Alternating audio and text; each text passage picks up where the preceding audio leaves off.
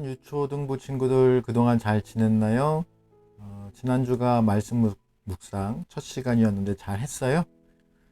과제로 내준 나의 생각 나누어 보기가 조금 어려웠죠. 그래서 지금 목사님과 함께 복습도 할 겸 한번 이야기 해보도록 할게요. 지난주 첫 번째 질문이 뭐였냐면요. 이스라엘 백성들은 왜 애굽을 탈출해야만 했을까요? 라는 질문이었어요. 애굽이라는 나라가 뭘 의미한다고 했었죠? 우상의 나라, 하나님과 반대되는 세속, 세상, 죄를 의미한다고 했어요. 그러니 이스라엘 백성들이 하나님과 동행하려면 어떻게 해야겠어요? 우상을 떠나고 세속적인 습관을 버리고 죄로부터 자신을 멀리 해야 하는 거죠. 그래서 이스라엘 백성들은 하나님 나라의 백성으로 살아가기 위해서 반드시 애굽을 탈출해야만 했습니다. 자, 그리고 두 번째 질문은 이거였어요. 하나님께서 애굽에 내리신 10가지 재앙에 애굽의 우상들을 사용하신 이유는 무엇일까요? 라는 질문이었어요. 하나님께서 이스라엘 백성들을 애굽에서 탈출시키시기 위해서 10재앙을 내리셨고 각 재앙에는 메뚜기라든가 개구리라든가 혹은 장자의 죽음 등이 사용이 되었는데 이것이 다 애굽에서 섬기던 우상이라고 했죠.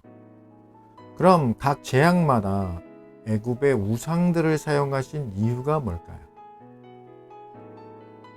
그것은 너희들이 신이라고 믿는 우상들마다 신은커녕 아무 힘도 없는 아무 존재도 아니다. 아무것도 아니다. 단지 내가 지은 피조물에 불과하다. 그 모든 것들을 너희들로 하여금 다스리라고 하지 않았느냐?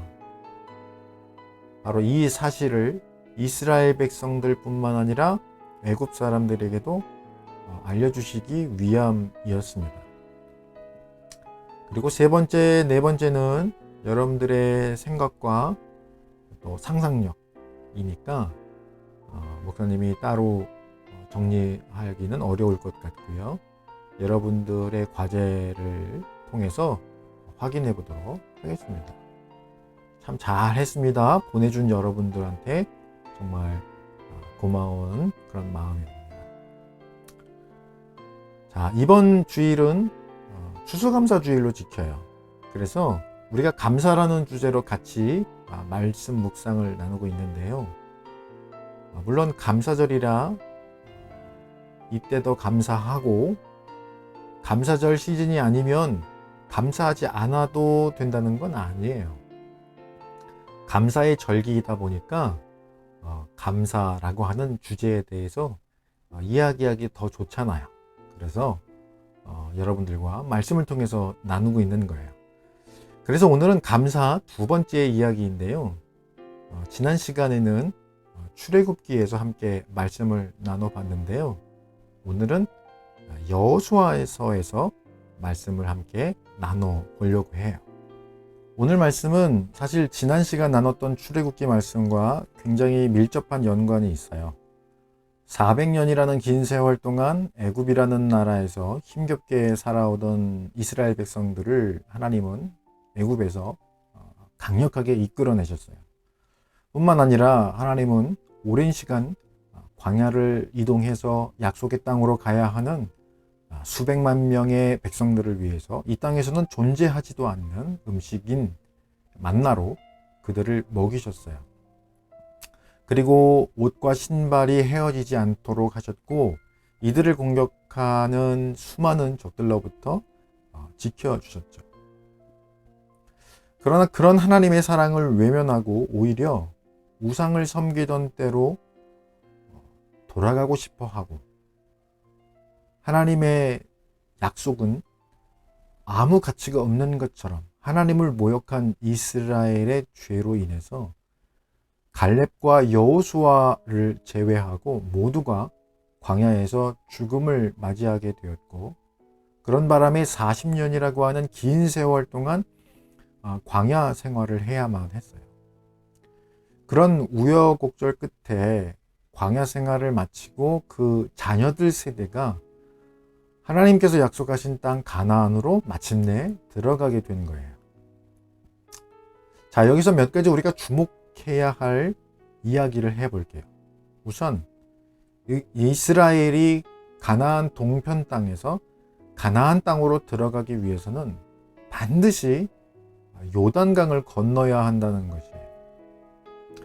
이스라엘이 애굽을 탈출할 때에도 홍해라는 깊은 바다를 건너왔죠.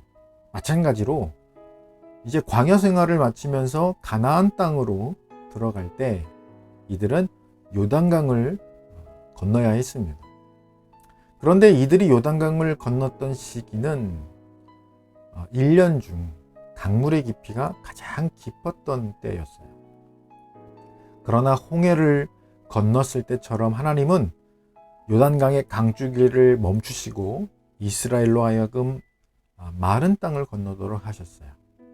자, 그런데 이번에는 이 깊은 강을 건너면서 이들이 꼭 해야 할 일이 있었어요. 뭐냐 하면 각 지파마다 한 개씩 강바닥에서 돌을 들고 나오는 것이에요. 지파는 부족을 뜻하는데요. 이스라엘 전체 안에는 총 12개의 지파가 있었어요.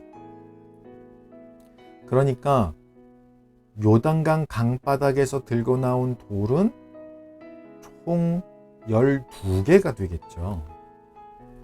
그럼 그 돌들을 왜 들고 나왔을까요?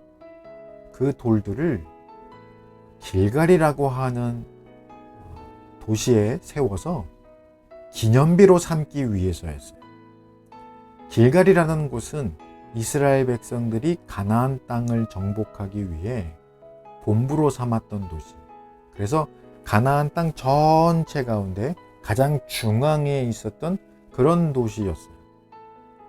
그러니까 가나안 땅을 모두 다 정복하기까지 계속해서 이 돌로 만든 12개의 기념비를 이스라엘 백성들이 오고 가며 봐야 했겠죠. 그럼 뭘 기념하는 걸까요?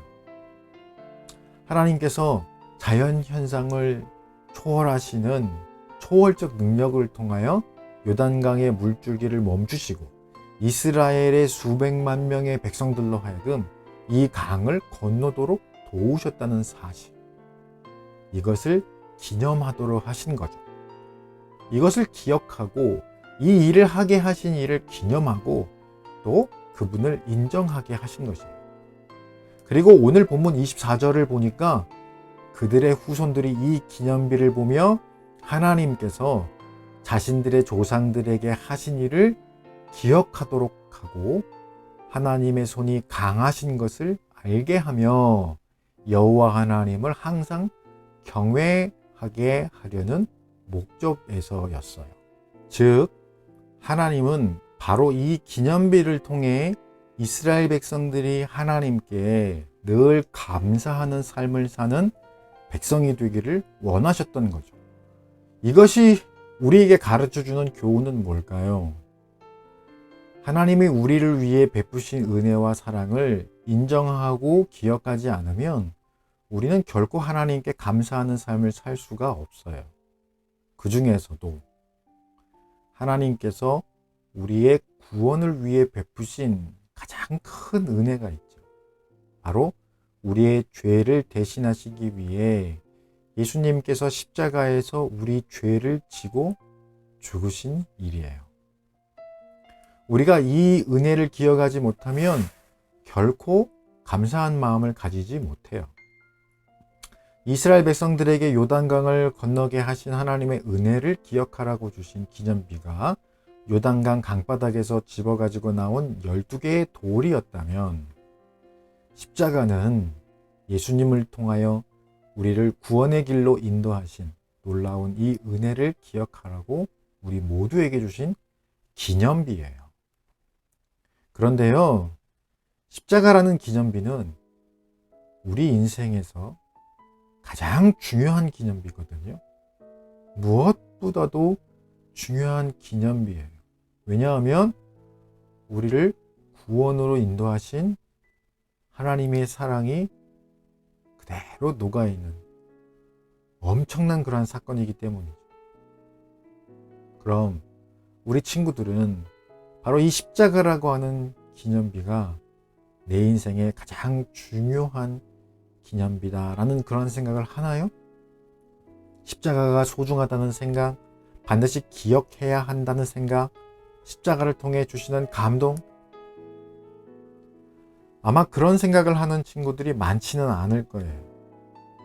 그럼 교회 어른들은 어떨까요? 우리 친구들보다 훨씬 긴 시간, 오랜 시간 믿음 생활을 하셨잖아요. 그러면 우리 친구들과는 좀 많이 다르실까요? 그랬으면 좋겠어요. 하지만 어른들 중에도 그렇지 못한 분들이 훨씬 더 많을 거예요. 그럼 왜 그럴까요? 십자가가 성경에서 말씀하는 가장 중요한 기념비라는데, 그래서 반드시 기억해야 하고 기념하고 인정해야 한다고 하는데 왜 그렇게 생각을 안 할까요? 왜 그런 생각이 없을까요? 우리는 두 가지를 기억해야 돼요. 첫째는 아까 목사님이 잠깐 언급했던 이야기인데요. 이스라엘 백성들이 요단강을 건넌 후 길갈이라는 곳에 기념비를 세웠다고 했죠. 가나안 정복기의 길갈은 정복전쟁을 위한 본부였다고 했어요. 가장 많은 사람들이 오고 갈 수밖에 없었던 곳이었고, 정복전쟁이 끝난 후에도 가나안 땅의 중앙에 위치해서 눈에 띄기 좋은 곳에 이 기념비가 위치하게 되었다는 거죠. 그 말은 자주 눈에 띄어야 한다는 말입니다. 자주 봐야 한다는 말입니다. 즉, 하나님께서 하신 일을 자주 보고 자주 들어야 한다. 그래야 기념할 수 있고 기억할 수 있다라고 하는 그런 의미가 될 거예요. 하나님이 우리를 위해 행하신 일을 지금 우리는 어디서 볼 수 있어요? 성경에서요. 하나님 말씀에서요. 그래서 하나님의 말씀을 자주 듣고 자주 봐야 하는 겁니다. 그래야 우리가 비로소 십자가의 은혜를 기억할 수 있게 되고 소중히 여기는 마음을 가질 수 있는 거예요. 그렇지만 우리 사랑하는 친구들도 그렇고 어르신들도 그렇고 하나님의 말씀을 그렇게 자주 접하지 않아요. 요즘은 정말 말씀을 멀리하는 것 같아요. 그런 까닭에 십자가가 우리의 기념비가 되지 못하고 있는 거예요. 둘째로 오늘 본문 24절의 말씀에서 힌트를 얻을 수 있는데요. 하나님을 항상 경외하게 하려 한다라고 하셨죠. 경외하다라는 말은 두려워하는 마음으로 존경한다라는 뜻을 가지고 있어요. 두려워한다라는 의미는 함부로 하거나 무시하지 않는다는 뜻이겠죠. 그리고 여러분이 누군가를 존경하는 마음이 있을 텐데요. 누군가를 존경할 때는 왜 존경하게 돼요? 요즘은 롤 모델이라고 하는 말을 많이 쓰는데, 그 누군가가 가지고 있는 장점이 부럽기 때문에 존경하는 거고 롤 모델로 삼는 거예요. 그리고 우리는 그것을 닮고 싶어 하죠. 닮고 싶어 하는 마음이 없다면 존경하는 것이 아닐 거예요. 롤 모델이 아닐 거예요. 십자가의 은혜와 사랑이 좋은 줄은 알지만 전혀 중요하게 여기지 않고 삶의 실천이 없는 것은 우리가 하나님께 전혀 경외하는 마음이 없기 때문이에요. 하나님을 경외하는 마음이 없으면, 그분을 닮고 싶어하는 마음이 없으면 우리는 전혀 하나님의 백성이 될 수 없는 거예요. 하나님을 경외하는 마음이 없으니까 감사함도 없는 거고. 여러분, 이 이야기는 정말로 중요한 이야기입니다. 그렇기 때문에 여러분들이 꼭 기억해 줬으면 좋겠어요. 자, 오늘의 나의 생각 나눠보기입니다. 오늘도 나의 생각을 한번 나눠봐야겠죠. 지난번 과제가 좀 어려웠다고 해서 오늘부터는 좀 쉽게 내줄까 해요. 질문이 좀 어려우면 어른들께 여쭤보고 충분히 이해하고 여러분들의 생각을 아주 자유롭게 이야기해 주기만 해도 돼요. 그리고 오늘은 참 쉬울 거예요. 염려하지 마세요. 자, 첫 번째 질문입니다. 이스라엘 백성들이 애굽을 탈출했을 때는 홍해를 건널 수 있도록 하나님께서 도우셨죠. 그럼 광야 생활을 마치고 가나안 땅을 들어갈 때는 무엇을 건널 수 있게 해주셨지요? 어렵지 않죠? 두 번째, 1번 질문에 그 무엇을 건너게 하시면서 하나님은 각 지파마다 돌을 주워 오라고 하셨다고 했어요. 그 돌을 주워 오라고 하신 것은 무엇 때문이었을까요? 그 돌들을 가지고 뭘 하려고 하신 걸까요? 이것이 두 번째 질문입니다. 세 번째 질문은요. 십자가는 인류 역사상 가장 위대한 기념비라고 했죠. 이것을 통해 우리는 하나님의 크신 사랑을 기억하고 기념해야 한다고 했어요. 그래야 우리가 비로소 하나님께 진정으로 감사한 마음을 가질 수 있다고 말이죠. 십자가를 통해 우리에게 구원의 길을 열어주신 하나님께 감사하는 마음을 한두 문장 정도로 여러분들이 표현해 주세요. 이것이 세 번째 질문입니다.